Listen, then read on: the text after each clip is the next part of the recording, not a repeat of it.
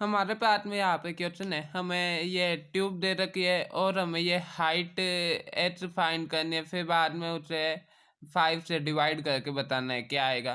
तो इसके अंदर सबसे पहले हमें ये पता है कि वाटर का प्रेशर वैसे सोडाई पे डिपेंड नहीं करता, तो या इतने प्रेशर से इतना प्रेशर कैंसिल हो गया, यानी कि 12 केजी के ब्लॉक के कारण जो प्रेशर लगा है वो इस हाइट एच के प्रेशर के बराबर है।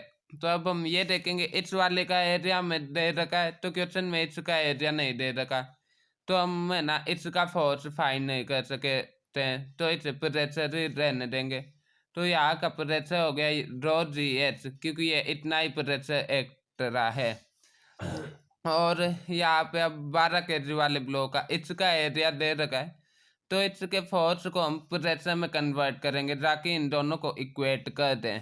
तो ये हो जाएगा फोर्स यानी कि pressure is equal to force upon area, यानी कि 120 अपॉन 800 सेंटीमीटर स्क्वायर, यानी कि है ना ये 800 इंटू 10⁻⁻4, क्योंकि 1 सेंटीमीटर यानी कि 1 × 10⁻⁻2 स्क्वायर होने पे -4, यानी कि ये 10⁻4 ऊपर चला जाएगा, यानी कि 800 इंटू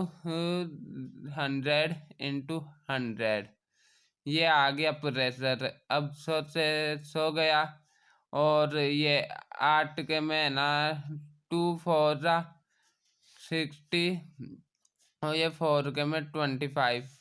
अब 25 से मल्टीप्लाई करने पे ये आ जाएगा 1500।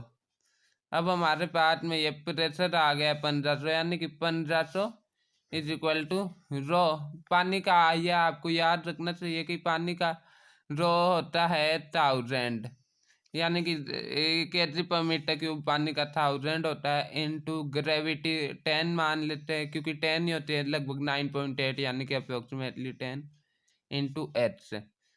अब ये हो गया, यहाँ से 2 0 से 2 0 कट गए, यानी कि H is equal to 15 centimetre. तो यहाँ पे हमें एक्स सेंटीमीटर में ही पूछा है कि x/5, 15/5 3 होता है, यानी कि 15/5 इज इक्वल टू 3।